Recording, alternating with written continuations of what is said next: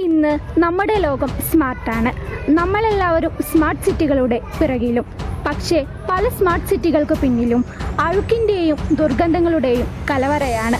വെള്ളം അമിതമായി പാഴാക്കപ്പെടുന്നു. പണം കൊടുത്താൽ എന്തും ലഭ്യമാകുമെന്ന ചിന്തനത്തിൽ നടക്കുന്നവർക്ക് അറിയാത്തൊരു കാര്യമുണ്ട്. ഇതെല്ലാം എവിടെ നിന്നും ലഭിക്കുന്നു എന്നത്. പ്രകൃതിക്ക് തന്നെ സന്തുലനം നഷ്ടപ്പെട്ട സാഹചര്യമാണുള്ളത്. വെള്ളത്തിൻ്റെ ദുരുപയോഗം ഇല്ലാതാക്കണം.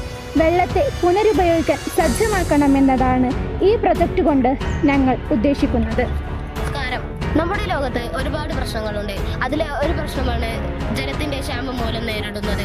ഭൂമിയുടെ 70% ഭാഗവും ജലത്താൽ നിറഞ്ഞിരിക്കുന്നു. പക്ഷേ അതിൽ 97% കടൽ വെള്ളമാണ്. ശേഷിക്കുന്നത് വെറും 3% മാത്രമേ ശുദ്ധജലമുള്ളൂ. അതിലെ വലിയൊരു ഭാഗവും മഞ്ഞുമലകളിലുമാണ്. വരും തലമുറ ശുദ്ധജലത്തിനു വേണ്ടിയുള്ള യുദ്ധത്തിലേക്ക് കടക്കുമെന്ന് പറഞ്ഞു കേൾക്കുന്നു.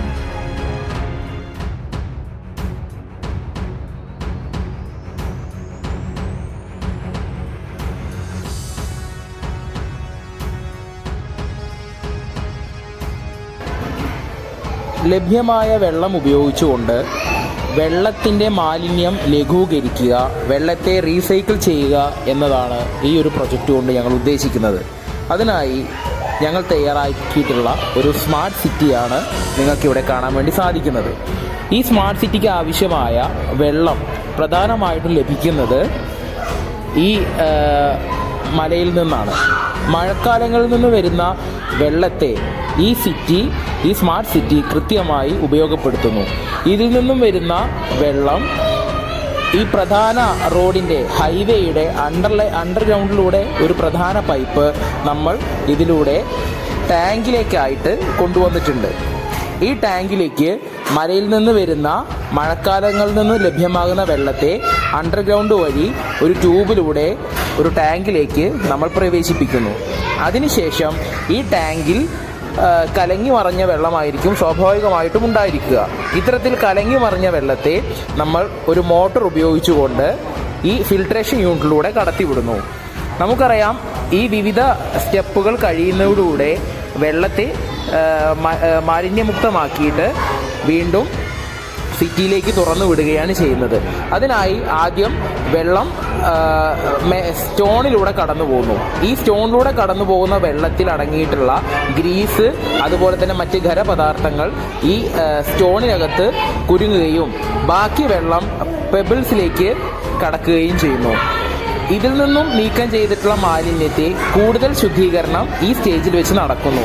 അതിനുശേഷം മണലിലേക്ക് അത് നീക്കം ചെയ്യുകയും മണലിലൂടെ അത് കുറേ കൂടെ ശുദ്ധീകരണം നടന്നതിന് ശേഷം കോട്ടണിലേക്ക് കടത്തിവിടുകയാണ് ചെയ്യുന്നത്. കോട്ടണിൽ വെച്ച് ഈ വെള്ളത്തെ പൂർണ്ണമായും മാലിന്യമുക്തമാക്കുന്നു.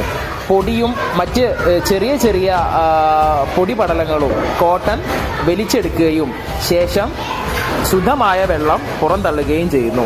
ഈ പുറന്തള്ളുന്ന വെള്ളത്തെ വീടുകളിലേക്കും സ്കൂളുകളിലേക്കും ഫയർ സ്റ്റേഷനിലേക്കും അതുപോലെ തന്നെ flat, hotel, hospital, police station തുടങ്ങിയ പ്രധാന ഇൻസ്റ്റിറ്റ്യൂഷനുകളിലേക്കെല്ലാം നമ്മൾ കടത്തിവിടുകയാണ്.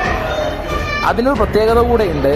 ഈ കടത്തിവിടുന്ന വെള്ളം നമ്മൾ അണ്ടർഗ്രൗണ്ടിലൂടെയാണ് കടത്തിവിടുന്നത്. നമുക്കറിയാം, ഇന്ന് കാണുന്ന ന്യൂ ജനറേഷൻ സിസ്റ്റം എല്ലാം അണ്ടർഗ്രൗണ്ടുകളിലൂടെയാണ് കുടിവെള്ളത്തിൻ്റെയും അതുപോലെ തന്നെ മറ്റ് ലൈനുകളെല്ലാം വലിക്കുന്നത്.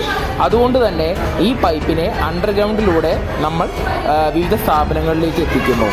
വിവിധ സ്ഥാപനങ്ങളിലേക്ക് എത്തുന്ന വെള്ളം ഉപയോഗിച്ചതിന് ശേഷം അത് മാലിന്യപ്പെടുന്നു. ഈ മാലിന്യം നിറഞ്ഞ വെള്ളം വീണ്ടും ഈ കാണുന്ന